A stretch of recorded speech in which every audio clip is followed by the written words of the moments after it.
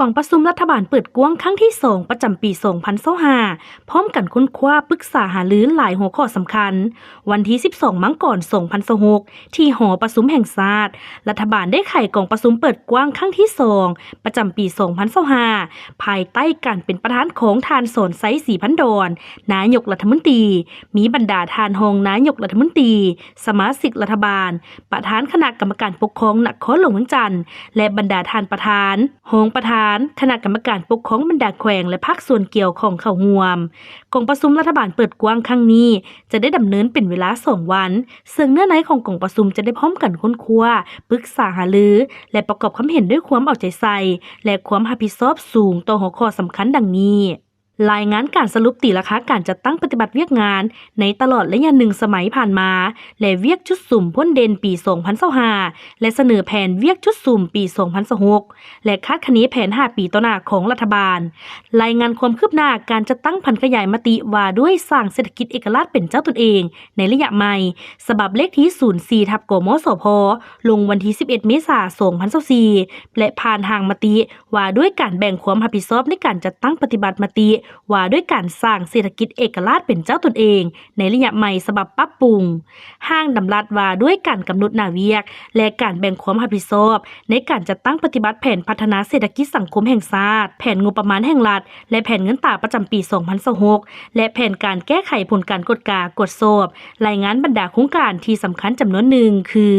การออกแบบก่อสร้างระดมทุนและดำเนินกิจการโครงการทางรถไฟลาวเวียดนามส่วนที่1แต่ตัวเมืองท่าแขกแขวงขมวนหามูเกียไซแดนลาวเวียดนามระยะทาง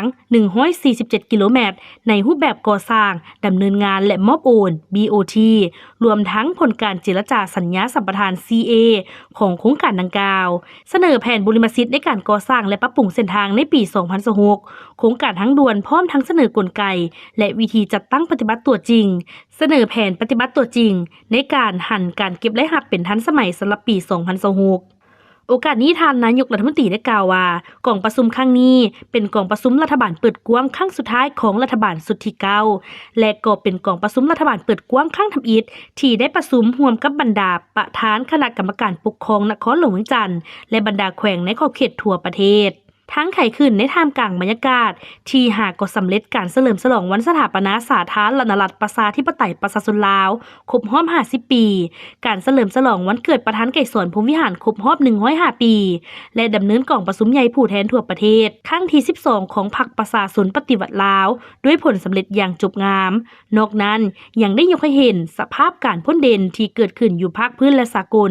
ยังสืบต่อเข่งห้อนและซับซ้อนโดยเฉพาะแม่นความขัดแย้งทางด้านการทหารเศรษฐกิจการค้าปัญหาชายแดนอื่นๆซึ่งปัญหาเหล่านี้ยังจะสืบต่อเป็นสิ่งท้าทายและอาจสร้างผลกระทบต่อชีวิตและทรัพย์สินของประชาชนอยู่หลายประเทศทั้งเฮ็ดให้สภาพเศรษฐกิจโลกที่มีความยุ่งยากอยู่แล้วนั้นยิ่งจะสืบต่อเพิ่มความผันผวนและมีผลกระทบเป็นวงกว้างตืมจากสภาพดังกล่าวประเทศเฮาก็จะได้รับผลกระทบจำนวนหนึ่งต่อการจัดตั้งปฏิบัติเวียกงานของรัฐบาลโดยเฉพาะปี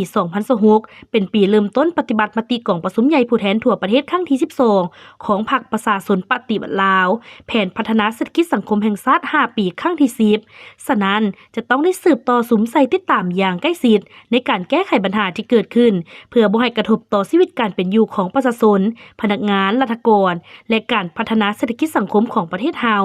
ในโอกาสกล่าวไขกองประชุมท่านนายกรัฐมนตรียังได้เรียกร้องให้บรรดาท่านที่เข้าร่วมกองประชุมจงได้พร้อมกันเอาใจใส่ค้นคว้าและประกอบความเห็นอย่างลึกซึ้งต่อบรรดาหัวข้อที่นำมาพิจารณาด้วยการเสนอทัศนะอย่างกงไปกงมากระทัดรัดมีจุดซุ่มและมีทางออกที่จะแจ้งชัดเจนเพื่อให้กองประชุมครั้งนี้ได้รับผลสำเร็จตามจุดประสงค์และคาดหมายที่กำหนดไว้แน่ใจให้ผลของกองประชุมได้รับการจัดตั้งปฏิบัติอย่างเป็นรูปธรรมและมีประสิทธิผลสูง